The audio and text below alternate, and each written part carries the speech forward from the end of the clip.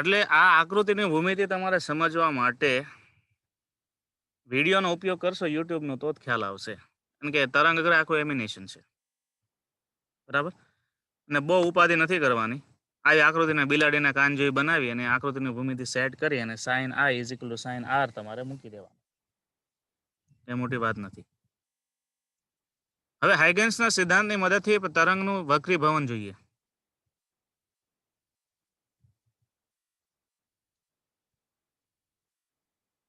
મારો અવાજ આવે છે ને?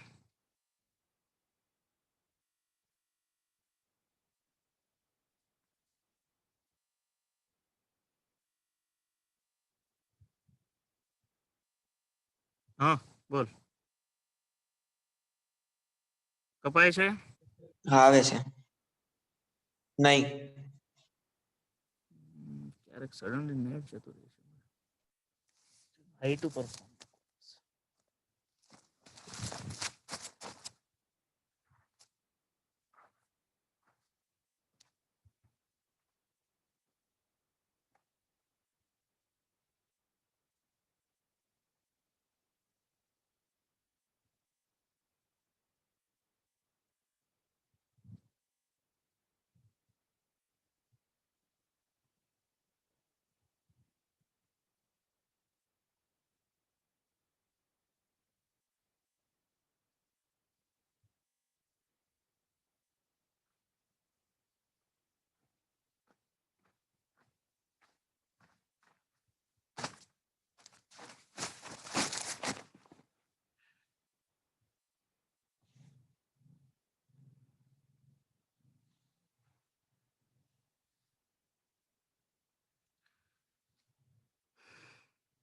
હવે ઘટ માધ્યમ અને પતલા માધ્યમની જ્યારે વાત આવે ત્યારે માધ્યમનો વક્રીભવનાંક પણ વાત આવે.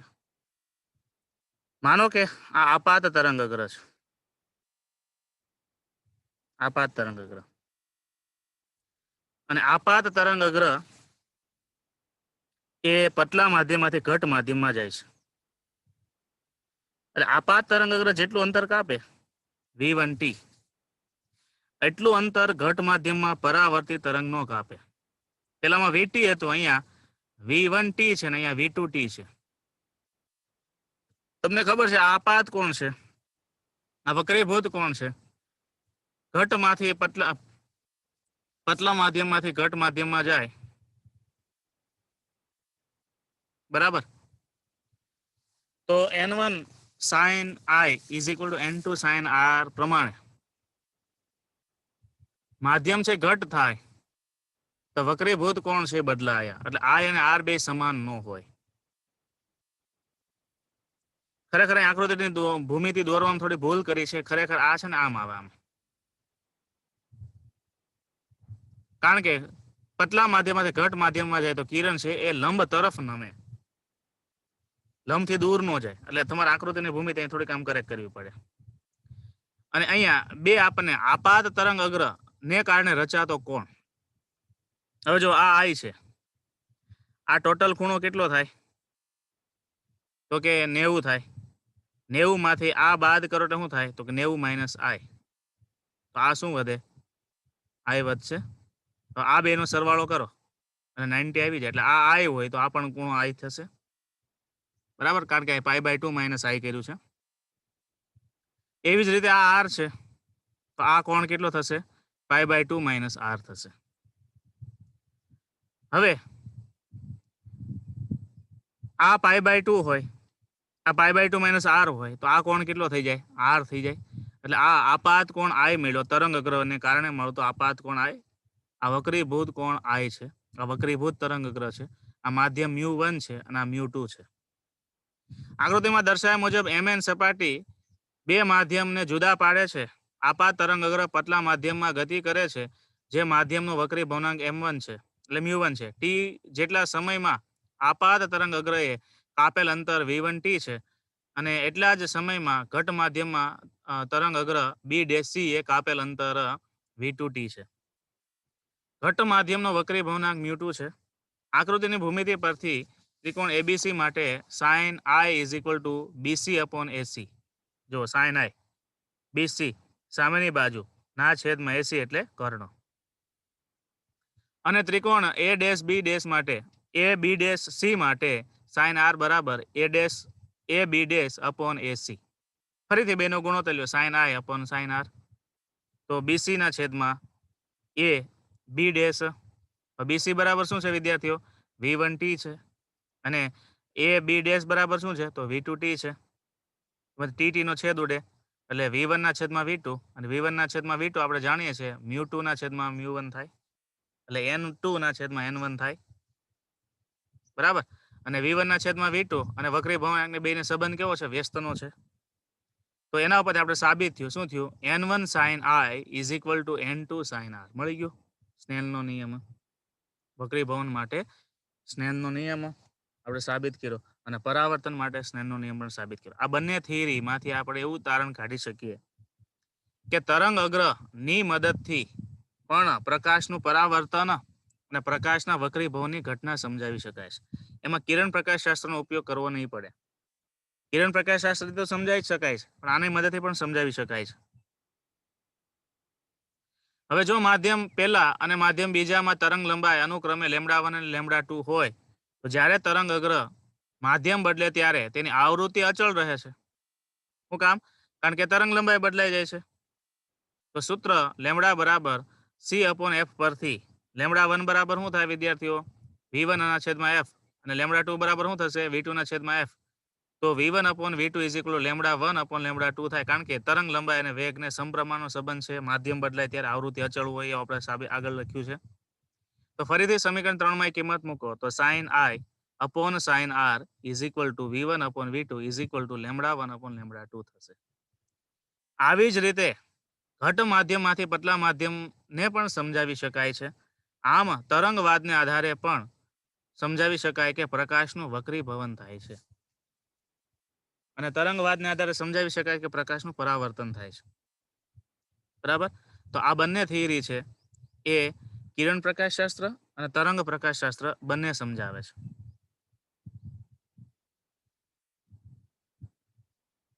આગળનો એક પ્રશ્ન છે તમારે ટેક્સ્ટ બુકમાં આ રીતે આપ્યો છે કે જુદા જુદા પ્રકારના માનો કે લેન્સ હોય કે પછી મિરર હોય કે પછી પ્રિઝમ હોય એના તરંગ અગ્ર કેવી રીતે દોરી શકીએ. આપણે અહીંયા સુધી વાત થઈ. હવે પતલા માધ્યમ આગળ વક્રીભવન એટલે ઘટમાંથી પતલામાં જતું હોય તો એને આપણે નોંધ તરીકે લઈ લીધું. આ રીતે થાય.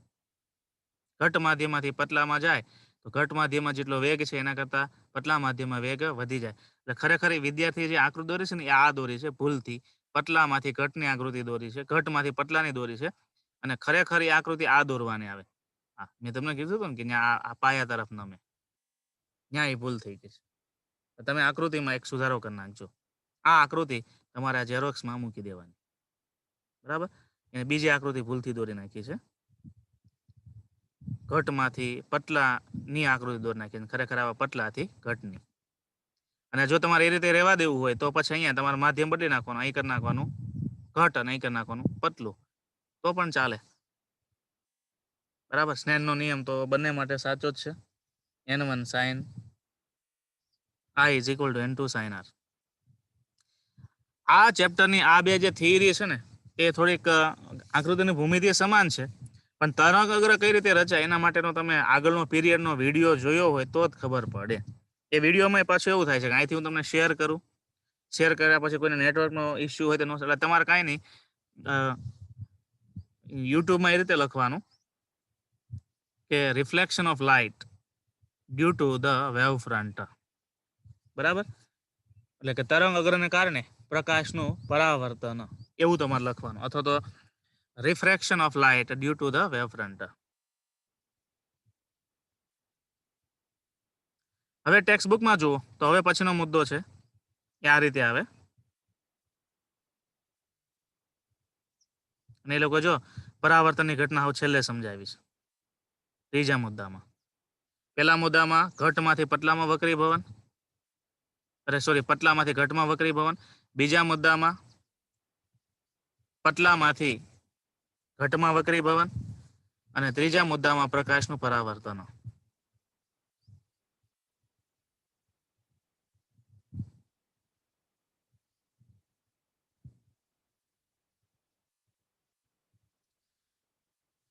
હવે આ આકૃતિઓ છે કે પતલો પ્રિઝમ, બહિર્ગોળ લેન્સ, એક સમતલ તરંગ અગ્રનું વક્રીભવન અને અંતર્ગોળ લેન્સ માટે તરંગ અગ્રનું પરાવર્તન. હવે ખરેખર તરંગ અગ્રો આપણે કીધું કિરણને લંબ હોય. પ્રિઝમમાં તમે આપાત કિરણ આમ આવવા દો તો પરાવર્તિત કિરણ પાયા તરફ નમે છે. તો આપાત કિરણને લંબ તમે તરંગ અગ્ર દોરો તો આ તરંગ અગ્ર પરાવર્તિત વક્રીભૂત તરંગ પણ આ રીતે થાય, લંબ થાય. પછી જો કિરણ પ્રકાશ શાસ્ત્ર પ્રમાણે બહિર્ગોળ લેન્સમાં તમે આ રીતે આમ જવા દો તો કિરણ છે એના ફોકલ પોઈન્ટ ઉપર કેન્દ્રિત થાય. તો એને તરંગ અગ્ર દોરવું હોય તો તરંગ અગ્ર ડોટ ડોટ ડોટ ડોટ આમ બતાવવું પડે તો જ કિરણ છે એ જ તરંગ અગ્ર લંબ થાય. સમજાણું? અને એવી જ રીતે અંતર્ગોળ અરીસા માટે પણ આવું થાય. અહીંથી આપાત તરંગ અગ્ર આમ દો તો એ કિરણ આમ ફોકલ પોઈન્ટ ઉપર ભેગું થાય એટલે તરંગ ડોટેડ લાઈન બતાવી છે ને આ બેમાં એ તરંગ અગ્ર. એટલે આ તમને પૂછે કે સમતલ તરંગ અગ્ર અરીસામાંથી પસાર થાય તો એનું પરાવર્તિત તરંગ અગ્ર કયું? ઓપ્શન તરીકે આવી 4 આકૃતિ આપે, એમાંથી તમારે કોઈ પસંદ કરવાની આવે. એટલે આકૃતિ વાળા પ્રશ્નો છે એ તરંગ અગ્ર માટે વપરાય. મેં તમને એમ કીધું ને કે ભાઈ વિદ્યુત ક્ષેત્ર રેખા અને સમસ્થિતિમાન પૃષ્ઠ એકબીજાને લંબ હોય, એવી જ રીતે અહીંયા કિરણ અને તરંગ અગ્ર એકબીજાને કેવો હોય? લંબ હોય. તો એ પ્રશ્ન બને છે પ્રિઝમ, બહિર્ગોળ લેન્સ, અંતર્ગોળ અરીસા માટે તરંગ અગ્રની સમજૂતી આપો. બરાબર? અને પ્રિઝમ માટે આ રીતે થયું, પછી બહિર્ગોળ માટે આ રીતે અને અંતર્ગોળ માટે આ રીતે. હવે ડોપલર અસર. હવે ધ્વનિમાં ડોપલર અસર શું હતી? આપણે તરંગોની વાત થઈ ત્યારે ધ્વનિ તરંગોની વાત થઈ હતી ને ધ્વનિ તરંગોની વાત સાથે તમને એક વિડીયો મેં બતાવ્યો હતો ડોપલર અસર, ડોપલર ઇફેક્ટ. તમારામાંથી કોઈ વિદ્યાર્થી રાઇઝન કરશે જેને ડોપલર અસર વિશે ખબર હોય? પેલા આપણે ડોપલર અસર છે ને, ડોપલર નામના સાયન્ટિસ્ટ જે ડોપલર અસર સમજાવી છે ને એને ક્લિયર કરી લઈએ, પછી આપણે પ્રકાશ માટે ડોપલર અસર જોવા જઈએ. હકાના નહીં બોલ.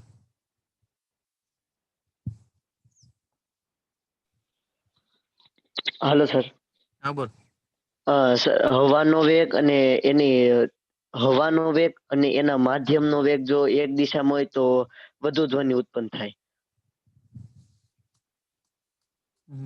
ટૂંકમાં એનું ઉદાહરણ કેવી તો આપણે કોઈ પણ સ્થાને ઉભા હવાનો હોય વેગ ને આપણી બાજુ બસ આવતી. હવાનો વેગ કેશો ને એ જ માધ્યમનો વેગ થયો. હવાનો વેગ નહીં, માધ્યમનો વેગ અને ધ્વનિનો વેગ, અથવા તો હવાનો વેગ અને માધ્યમનો વેગ ને ધ્વનિનો વેગ એ રીતે. દાખલા તરીકે કોઈ વેહિકલ છે તમારા તરફ હોય તો વેહિકલ માંથી ઉત્પન્ન થતા ધ્વનિ નો વેગ અને આખું વેહિકલ આવે છે એનો વેગ, બેનો વેગ પ્લસ થઈને તમને સંભળાય. એટલે હોય એના કરતા આવૃત્તિ વધારે સંભળાય, કારણ કે તરંગ ટૂંકું બને. વેગ વધે તો શું થાય? તરંગ લંબાઈ ઘટે સાપેક્ષ વેગના કારણે, કારણ કે તરંગ દબાય. તરંગ ટૂંકું બને એટલે આવૃત્તિ વધે, એટલે તમને અવાજ તીક્ષ્ણ દેખાય, એટલે તીક્ષ્ણ સંભળાય. અને કોઈ પણ વેહિકલ છે તમારાથી દૂર જતું હોય તો એનો વેગ આપણને હોય એના કરતા ઓછો અનુભવાય છે.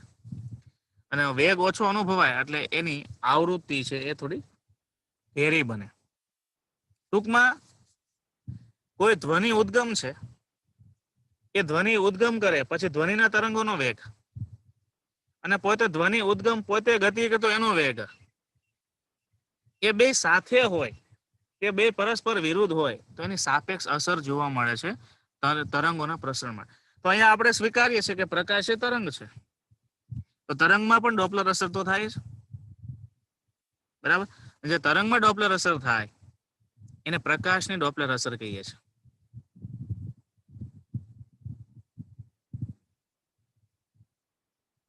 આગળ જઈએ.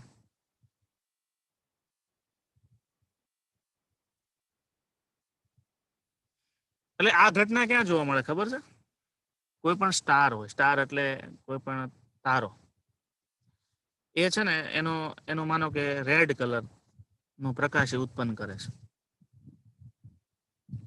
રેડ કલરનો પ્રકાશ ઉત્પન્ન થાય છે એમાંથી, અને સ્ટાર તમારી નજદીક આવતો હોય તો જેમ જેમ જેમ જેમ નજદીક આવતો જાય એમ શું થાય, એમાંથી ઉત્પન્ન થતા તરંગ લંબાઈ અને પોતે ગતિ કરે છે, બરાબર. હવે પોતે પ્રકાશ ઉત્પન્ન કર્યો તો પ્રકાશનું કિરણ તો અમુક ચોક્કસ તરંગ લંબાઈથી આગળ જાય જ છે,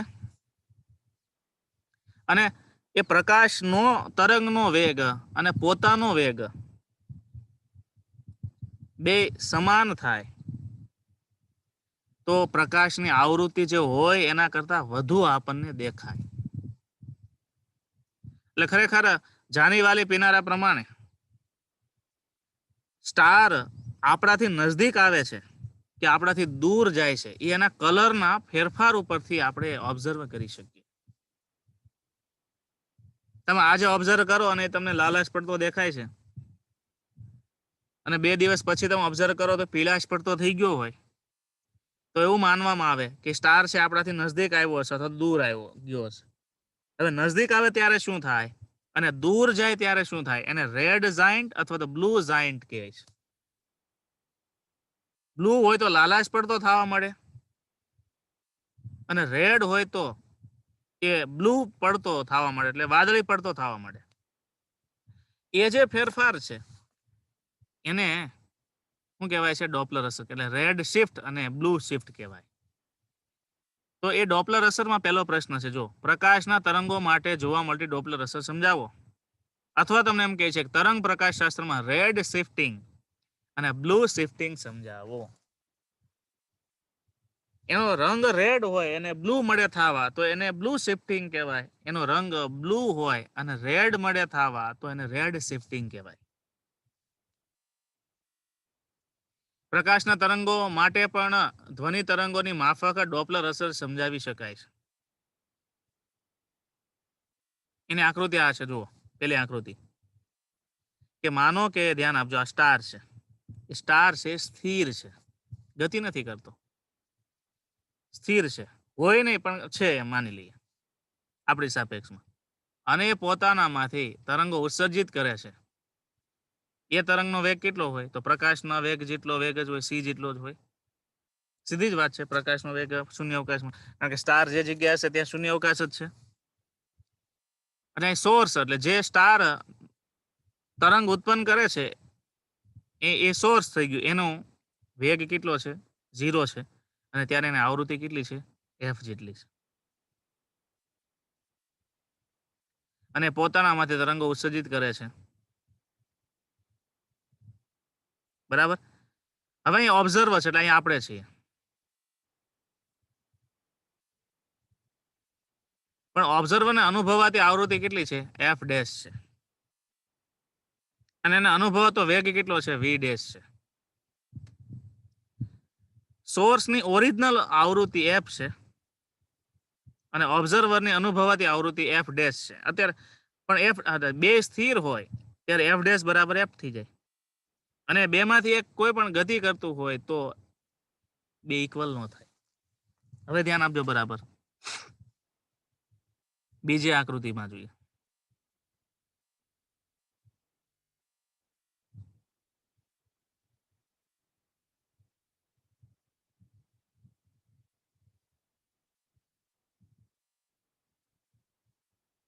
મને આકૃતિમાં આ લોકોએ કંઈક ભૂલ કરી છે, વાંધો નહીં, પહેલી આકૃતિ બરાબર છે. આકૃતિ 1 માં દર્શાવ્યા મુજબ અવલોકનકાર અને પ્રકાશ ઉદ્ગમ બંને સ્થિર છે. ચલો, આ બંને સ્થિર છે. અવલોકનકારને ઉદ્ભવાતી આવૃત્તિ ઉદ્ગમ જેટલી જ હશે, એટલે આને જે અનુભવાય છે આવૃત્તિ, અવલોકનકારને અનુભવાતી આવૃત્તિ, ઉદ્ભવાતી નહીં, અનુભવાતી, શબ્દ બદલો, અનુભવાતી આવૃત્તિ ઉદ્ગમ જેટલી છે, એટલે f ડેશ બરાબર f થાય. બીજી આકૃતિમાં શું કહે છે કે આકૃતિ 2 માં દર્શાવ્યા મુજબ vs જેટલા વેગથી અવલોકનકાર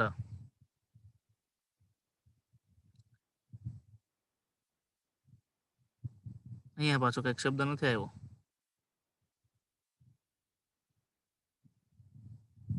અવલોકનકાર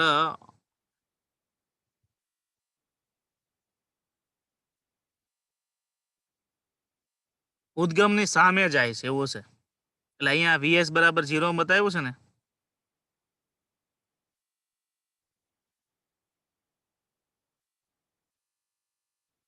અવલોકનકાર સામે પ્રકાશ જાય છે.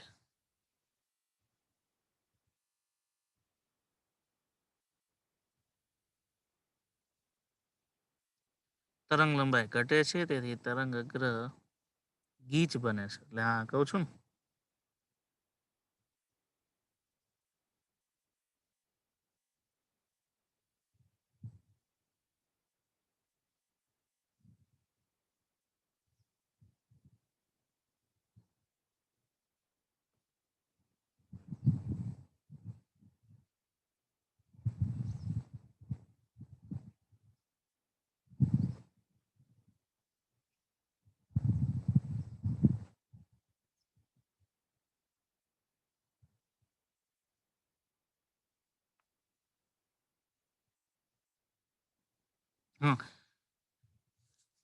વીએસ જેટલા વેગથી અવલોકનકારની સામે પ્રકાશ ઉદ્ગમ જાય છે. એટલે અહીંયા વીએસ 0 કર્યું છે ને કાઢી નાખવાનું. અહીંયા મેરો કરી દેવાનો. ઉદ્ગમનો વેગ વીએસ છે અને પ્રકાશનો વેગ સી છે અને અવલોકનકાર છે એ સ્થિર ઊભો છે. એટલે અવલોકનકારની સામે વીએસ જેટલા વેગથી પ્રકાશ ઉદ્ગમ જાય છે. એટલે પ્રકાશ જાય છે અને તેથી તરંગ અગ્ર શું થાય? ગીચ બને, કારણ કે તરંગ અગ્ર દબાય. આને પણ આમ લઈ જાવ એટલે તરંગ અગ્ર છે આમ દબાય. તરંગ અગ્ર ગીચ બને એટલે શું થાય? તરંગ લંબાઈ ઘટે. અને તરંગ લંબાઈ ઘટે એટલે શું થાય? આવૃત્તિ વધે. અને આવૃત્તિ વધે એટલે શું થાય? પ્રકાશ કયો થાય? બ્લુ શિફ્ટિંગ થાય. બ્લુ ને ઓછી આવૃત્તિ, બ્લુ ને આવૃત્તિ વધારે છે. જો રેડ થી બ્લુ તરફ જઈએ તો રેડ ની તરંગ લંબાઈ છે એ વધુ છે, એટલે એની આવૃત્તિ ઓછી છે. અને બ્લુ ની તરંગ લંબાઈ ટૂંકી છે. ટૂંકી તરંગ લંબાઈ વાળા બ્લુ, પછી આવશે અલ્ટ્રા વાયોલેટ, પછી અલ્ટ્રા વાયોલેટ. એટલે શું થાય કે અવલોકન કરતા ઊભો છે, પણ જેમાંથી પ્રકાશ ઉત્પન્ન થાય છે તે સ્ટારમાંથી પોતે ગતિ કરે છે. પોતે ગતિ કરે છે એટલે શું થાય? તરંગ અગ્ર દબાય. તરંગ અગ્ર દબાય એટલે તરંગ લંબાઈ ઘટે. તરંગ લંબાઈ ઘટે એટલે આવૃત્તિ વધે. તરંગ અગ્રની લંબાઈ ઘટે છે અને તેથી તરંગ અગ્ર ગીચ બને છે. અવલોકનકારને અનુભવાતી તરંગ લંબાઈ ઘટે છે અને આ ઘટનાને ડોપલર બ્લુ શિફ્ટ એવું નામ આપ્યું. કારણ કે તરંગ લંબાઈ ઘટી, આવૃત્તિ વધી. આવૃત્તિ વધી એટલે શું થાય? રંગ છે એ રેડ હોય તો રેડ માંથી ક્યાં જતો રહે? બ્લુ થતો જાય. જેમ જેમ સ્ટાર નજદીક આવે તો તમે આજે ઓબ્ઝર્વ કરો તો લાલાશ પડતો હોય, કાલે ઓબ્ઝર્વ કરો તો ધીમે ધીમે ધીમે કરતા 7 દિવસ પછી ઓબ્ઝર્વ કરો તો એ એકદમ બ્લુ ટાઈપનો થઈ જાય. જો બ્લુ ટાઈપનો થઈ જાય તો સમજવાનું કે એ ઉદ્ગમ તમારી નજદીક આવે છે. એટલે કોઈ પણ સ્ટાર છે આપણે નજદીક આવતો હોય તો બ્લુ શિફ્ટ થાય. તમારે એટલું યાદ રાખવાનું, નજીક આવે છે તો બ્લુ શિફ્ટ. આ ટાઈપનો પ્રશ્ન પૂછે છે. તેનાથી વિરુદ્ધ જો ઉદ્ગમ દૂર જતું હોય તો તરંગ અગ્ર વચ્ચેનું અંતર વધે છે. તરંગ અગ્ર છૂટા પડે. તરંગ અગ્ર છૂટા પડે, તરંગ લંબાઈ વધે. તરંગ લંબાઈ વધે એટલે આવૃત્તિ ઘટે, ને આવૃત્તિ ઘટે એટલે રેડ શિફ્ટ થાય. એટલે પ્રકાશ એ રેડ શિફ્ટ જેવો થવા માંડે. તેથી ડોપલર એનું નામ શું આપ્યું? રેડ શિફ્ટ આપ્યું. શિફ્ટને કારણે આવૃત્તિમાં થતો આંશિક ફેરફાર નીચે મુજબ ગણી શકાય. શિફ્ટને કારણે આવૃત્તિમાં થતો આંશિક ફેરફાર, એ આંશિક ફેરફાર કઈ રીતે ગણી શકાય? તો જો lambda dash is equal two lambda C minus VS upon C. બરાબર. આ સી માઇનસ વીએસ એટલે શું? તો સી એટલે પ્રકાશનો વેગ અને વીએસ એટલે શું થાય? તો કે કોની ગતિ થાય? ઓબ્ઝર્વ એટલે કે ઉદ્ગમની ગતિ થાય. હવે ધ્યાન આપજો, અહીં ધ્યાન આપો.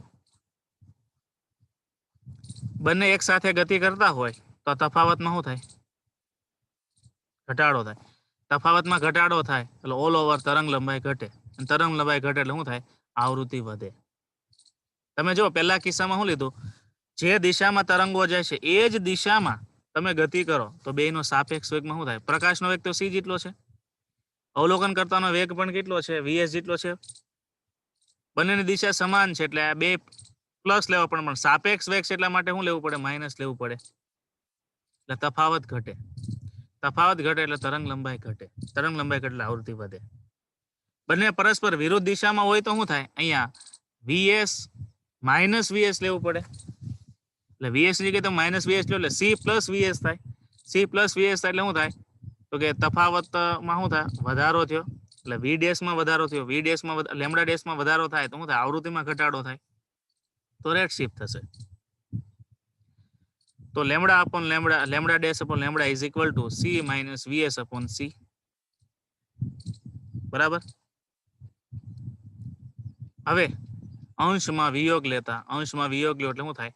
લેમડા ડેશ માઇનસ લેમડાના છેદમાં lambda is equal to c minus VS minus c upon c, એટલે minus VS upon c lambda ડેશના છેદમાં lambda dash upon minus lambda એટલે શું થાય? Delta lambda upon lambda is equal to minus VS upon c અને is equal to delta f upon. એટલે આ છે ને આંશિક ફેરફારનું સૂત્ર છે.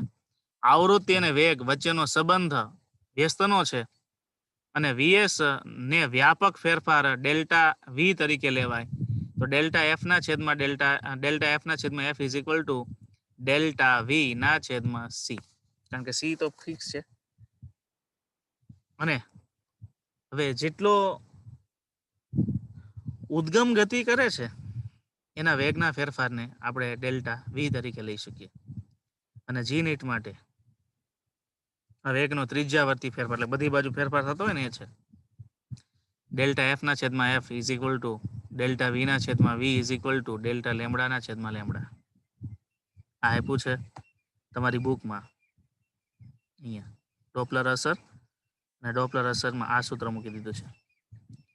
આ છે ને મ્યુ બતાવ્યું, આ મ્યુ છે. મ્યુ એટલે ડેલ્ટા એફ ના છેદમાં એફ, એટલે ફ્રીક્વન્સીનો આંશિક ફેરફાર. બરાબર. એનસીઆરટીમાં મ્યુ સંજ્ઞા વાપરી હોય ને ત્યાં તમારે સમજવાનું આવૃત્તિ છે. તો આવૃત્તિમાં આંશિક ફેરફાર delta mu upon mu is equal to minus V upon C. તો આ સૂત્ર આ રીતે છે. હવે આ સૂત્ર ક્યાંથી આવ્યું કે આ બુકમાં નથી, આ સૂત્ર બતાવ્યું છે. ક્યાંથી આવ્યું એની સાબિતી મેં તમને કીધી એ રીતે, આ રીતે સાબિત કરી શકાય.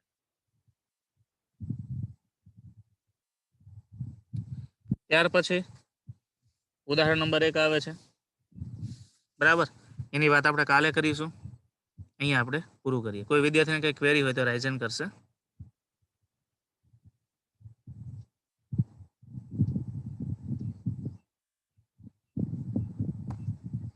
જય સ્વામિનારાયણ. હવે અહીંયા સુધીનો જે પીરિયડ હતો કે આ બાજુ હતો એ થોડુંક પેલું છે. હવે પછીની થિયરીઝ ને એકદમ સરળ આવે છે, દાખલાઓ પણ બહુ સરળ છે. હવે આ ચેપ્ટરમાં બહુ વાર નહીં લાગે. આ શરૂઆતમાં જે થિયરીઓ છે આઇગન્સ વાળી થોડીક બોરિંગ છે.